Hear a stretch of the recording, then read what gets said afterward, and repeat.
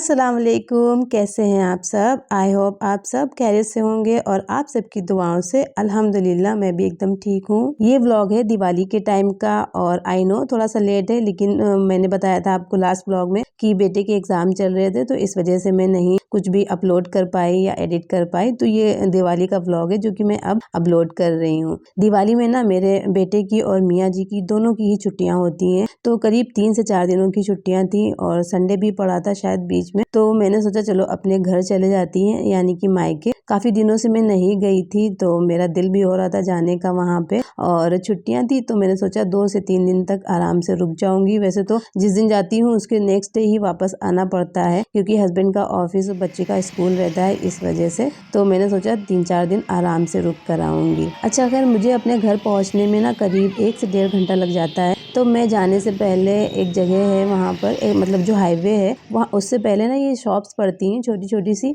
तो वहाँ से मैं कुछ ना कुछ स्नैक्स ज़रूर लेती हूँ अपने लिए और बेटे के लिए। मुझे ऐसा लगता है कि जब हम सफ़र करते हैं ना तो कुछ ना कुछ ज़रूर खाते रहना चाहिए, अच्छा लगता है थोड़ा सा। तो मैं यहाँ से कुछ ना कुछ ज़रूर ले लेती हूँ। फिर मैं अपने घर पहुँच गई और उसके बाद में मैंने कुछ भी शूट नहीं किया।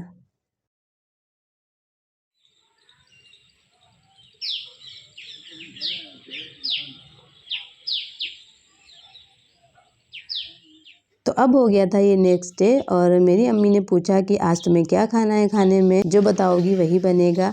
तो मैंने कहा कि आज मैं आपके हाथों का खिचड़ा खाऊंगी। वैसे तो मेरी अम्मी खाना नहीं बनाती हैं, मेरी जो भाभियां हैं वही बनाती हैं और बहुत अच्छा खाना बनाती हैं वो लोग। काफ़ी दिन हो गए थे मैंने अपनी अम्मी का हाथ का खिचड़ा नहीं खाया था, तो मैंने कहा आज आप बनाएंगी और मैं रिकॉर्ड भी करूँगी रेसिपी, क्योंकि मुझे नहीं बनाना आता है। मैंने मतलब बना तो लेती हूँ लेकिन ये वाला नहीं बनाना आता है जो मेरी अम्मी बनाती हैं, और ये ना चूल्हे पे बनाती हैं। तो उसके लिए ना सबसे पहले उन्होंने जो गेहूँ होते हैं घर के नॉर्मल गेहूँ, उसको भिगा के और उसको इस तरह से कूट लिया था इमाम दस्ते में। उसके बाद में इसको रख दिया था धूप में, ताकि जो भी गीलापन है वो एकदम खत्म हो जाए, और जो इसकी भूसी निकली है ना इसको वो निकाल देंगे सारा छान कर, फिर उसके बाद में इसको यूज़ करेंगी। अच्छा जी, बहुत सारे ऐसे लोग हैं जो कि हलीम मिक्स आता है तो वो उसमें दाल और जौ गेहूँ वगैरह सब मिक्स होता है, वो डालकर बनाते हैं।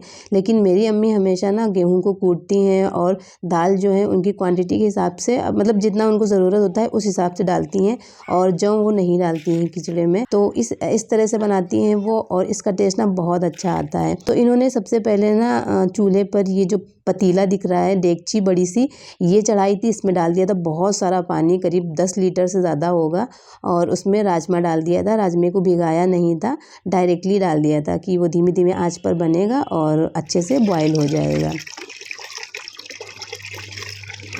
अब बारी आती है दाल की, तो चने की दाल उन्होंने थोड़ी सी ज़्यादा डाली थी और इसको भी अच्छे से वॉश करके डायरेक्टली डाल दिया था, बिल्कुल भी भिगाया नहीं था। और ये ना सुबह से लेके शाम तक बनता है चूल्हे पर हल्की हल्की आंच पर, तो सारी चीज़ें ऑटोमेटिकली गल जाती हैं, मतलब कुछ भी भिगाने की ज़रूरत नहीं पड़ती है। जब राजमा, दाल और गेहूँ 50% के करीब गल गए थे तो फिर उन्होंने ये सारी दालें मिक्स करके डाल दी हैं, जिसमें उन्होंने चावल, काली मसूर, उड़द, लाल मसूर और काली उड़द की दाल ली है। अच्छा, मेरे घर में चूल्हा वगैरह तो है नहीं, तो चूल्हा बनाने के लिए ना इन ईंटों का इस्तेमाल किया जाता है और इसे टेम्परेरी चूल्हा बोलते हैं हम लोग। तो उसी पर ही जब भी कुछ ज़्यादा अमाउंट में कुकिंग होती है ना तो इसी तरह से बनाकर की जाती है, या फिर भट्टी वगैरह यूज़ करी जाती है। लेकिन मुझे ना पर्सनली जो चूल्हे का होता है, लकड़ियों की आग से जो चीज़ बनती है ना वो ज़्यादा टेस्टी लगती है। अच्छा, ठंड के मौसम में चूल्हे की आग ख़राब भी नहीं लगती है, और अगर यही गर्मी का मौसम हो ना तो पसीने छूट जाते हैं। तो यहाँ पर ना अम्मी ने मेरी डाल दिया था इसमें नमक, और ये करीब 50% डन हो चुका है। इसमें मेहनत तो लगती ही है क्योंकि बराबर चलाते रहना होता है, कहीं वो लग ना जाए। अगर ज़रा सी भी आंच तेज हुई तो फिर ये नीचे लग जाएगा, इसलिए इसे लगातार चलाते रहना है। अच्छा जी, अब हो चुकी है शाम और असर का वक्त हो रहा था ये, और सुबह 10 बजे से स्टार्ट किया गया था इसका प्रोसेस, और अब शाम हो चुकी है। आप सोच लीजिए कितना टाइम लगता है। तो यहाँ पर भाभी मेरी बना रही थी इसका कोरमा जो बनता है, तो उन्होंने सारे मसाले और पानी, तेल, नमक और प्याज वगैरह सब कुछ डालकर मिक्स करके इसको ढक्कन लगाकर अच्छे से गला लिया था। तो इसमें बेसिक मसाले जो जाते हैं वही जाएंगे, कुछ एक्स्ट्रा नहीं है। फिर जब ये गल जाएगा ना तो इसको डाल देंगे खिचड़े में और अच्छे से मिक्स कर लेंगे।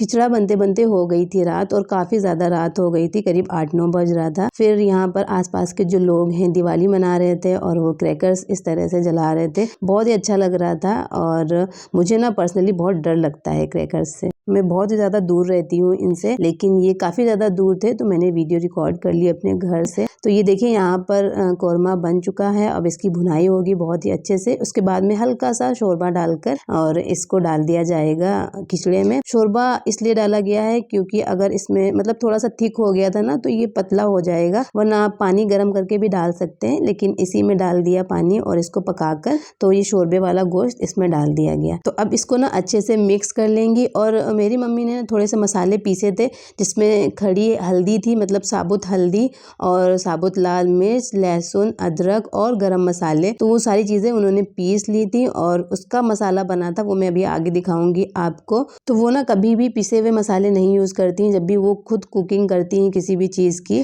तो सारी चीज़ें ना सिल पर ही पीसती हैं, मिक्सर में भी नहीं पीसती हैं, सिल पर पीसती हैं, कहती हैं उससे ज़्यादा अच्छा टेस्ट आएगा। तो यहाँ पर उन्होंने थोड़े से प्याज फ्राई किए थे, मतलब थोड़े नहीं, अच्छे खासे प्याज थे, और थोड़े से उन्होंने निकाल कर रख दिए थे साइड में बाद में डालने के लिए ऊपर से। और जो थोड़ा सा प्याज था ना उसी में उन्होंने ये मसाले डाल दिए थे, और तेल थोड़ा सा ज़्यादा यूज़ किया है। तो मसाला जब अच्छे से भुन जाएगा और जो भी नमक वगैरह कम होगा वो इसी में सारा डालकर पका देंगी। फिर जब ये अच्छे से भुन जाएगा, इसकी खुशबू एकदम चली जाएगी, जो कच्ची खुशबू होती है मसाले की, तो वो डाल देंगी इसमें। फिर इसे अच्छे से चलाते हुए मिक्स कर लेंगी। और ये देखिए मिलाते मिलाते ही सारी जो दालें थी, गेहूं थे और जो राजमा था वो अच्छे से घुट गया है, एकदम मतलब मैश हो गया है। अब जो ये उन्होंने प्याज फ्राई किया था ना ये ऊपर से डाल देंगी और इसको हल्का सा मिक्स करके और ढक कर रख देंगी, और कम से कम 10 से 15 मिनट के लिए दम पे रखना है, तो ये एकदम परफेक्ट डन हो जाएगा। अच्छा जी, तो ये था मेरी अम्मी का तरीका, जिस तरीके से मेरी अम्मी खिचड़ा बनाती है मैंने आप लोगों के साथ में शेयर किया। आप लोग इसे खिचड़ा कहते हैं या फिर हलीम, मुझे कमेंट करके ज़रूर बताइएगा। हम लोग तो इसे खिचड़ा ही कहते हैं। तो अब है ये सेकेंड डे और सुबह हो गई थी। रात में काफ़ी ज़्यादा लेट हो गया था, तो इसलिए मैंने कुछ भी शूट नहीं किया, क्योंकि थोड़ी सी लाइटिंग की प्रॉब्लम है यहाँ पे, मतलब लाइट इतनी ज़्यादा अच्छी नहीं है, तो वीडियो थोड़ी सी उसकी क्वालिटी अच्छी नहीं आती है, इसलिए मैंने कुछ भी शूट नहीं किया था। तो ये सुबह का वक्त था और नाश्ते में मैंने खाया था खिचड़ा, जो कि कल बना था। तो ये मेरी जो प्लेट है ना, ये मेरे भाई इसको डेकोरेट कर रहे हैं इसमें चीज़ें डाल रहे हैं। बहुत सारे लोग ना फ्राइड अनियन भी इस पे डाल के खाते हैं, लेकिन मुझे नहीं पसंद है बिल्कुल भी। मुझे इवन वो पुलाव या फिर बिरयानी में भी नहीं पसंद है, जो फ्राइड अनियन मीठा मीठा सा टेस्ट आता है ना, वो बिल्कुल नहीं अच्छा लगता है। बहुत सारे लोगों को पसंद आता है, लेकिन मुझे नहीं पसंद आता पर्सनली। मैंने यहाँ पर सारी चीज़ें अच्छे से मिक्स करके और पूरा फिनिश कर दिया, और मेरा पेट हो चुका था फुल। तो अब है ये लास्ट डे की क्लिप, और मैं लास्ट डे गई थी घूमने मखदूम जहानिया, जो कि है कन्नौज में, द सिटी ऑफ परफ्यूम। बहुत सारे लोग जानते होंगे, और कन्नौज को तो सभी जानते हैं क्योंकि वहाँ पर इत्र बनता है, वो काफ़ी ज़्यादा फेमस है। तो वहाँ पर आई थी मैं घूमने के लिए, और ये जो मस्जिद है ना, इसकी एक हिस्ट्री है। ये ना जिन्नातों ने बनवाई थी, और इसको रात भर बनाया था उन्होंने, और जब सुबह फजर की अजान हुई तो जहाँ पर जो काम था वहीं पर रुक गया। तो ये जो छत देखी थी आपको ब्लैक ब्लैक सी, वो वहीं पर रुकी हुई है, और उसको दोबारा कभी पूरा ही नहीं किया। तो ये जैसा मैंने सुना है वो मैं आपको बता रही हूँ, क्या सच है क्या नहीं मुझे नहीं पता है एग्जैक्टली, लेकिन यही मैंने सुना है बचपन से। तो यहाँ पर आई थी मैं घूमने के लिए। नमाज भी पढ़ते हैं लोग, लेकिन ये हेरिटेज साइड है, तो यहाँ पर घूमने भी आते हैं बहुत सारे लोग। तो अब है ये लास्ट डे, और जैसा कि मैंने आपको बताया था कि मेरे यहाँ बहुत सारे पेड़ हैं बड़े बड़े से, तो उसमें से एक ये है नींबू का पेड़, और इसमें बहुत सारे नींबू लगे थे, मतलब बहुत सारे लगे थे, इतने थे कि इसकी जो डालें बिल्कुल ज़मीन में लगी हुई थी। तो मैंने सोचा थोड़े से नींबू तोड़ कर लिए जाती हूँ, क्योंकि हमारे वहाँ बहुत महंगे हैं नींबू।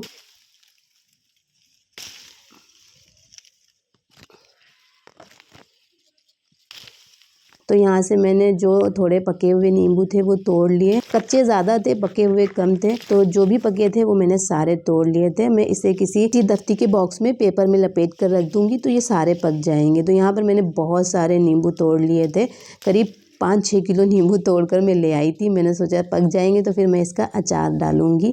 तो ये देखिए कितने सारे नींबू लगे, और ये नींबू ना, इसका जो छिलका है बहुत पतला है, और नींबू में बहुत सारा रस है। वो कहते हैं ना कि जब लड़कियां अपने मायके जाती हैं तो एक बैग लेके जाती हैं और वापस आती हैं तो 2-3 बैग लेके आती हैं। तो वो एकदम सच है। मैं गई थी सिर्फ एक बैग लेके, वापस आई तो बहुत सारा सामान था। सामान तो होता ही है, लेकिन और बहुत सारी यादें भी होती हैं जो हम अपने साथ में लेकर आते हैं और इन्हीं यादों के सहारे हमारा बाकी का वक्त भी गुजर जाता है। तो ये था मेरा आज का व्लॉग। आई होप आपको ये पसंद आया होगा। मैं इंशाल्लाह आपसे नेक्स्ट व्लॉग में मिलूंगी। तब तक के लिए अपना ढेर सारा ख्याल रखिए, दुआओं में मुझे याद रखिए और चैनल को सब्सक्राइब ज़रूर कर दीजिएगा। अल्लाह हाफिज़।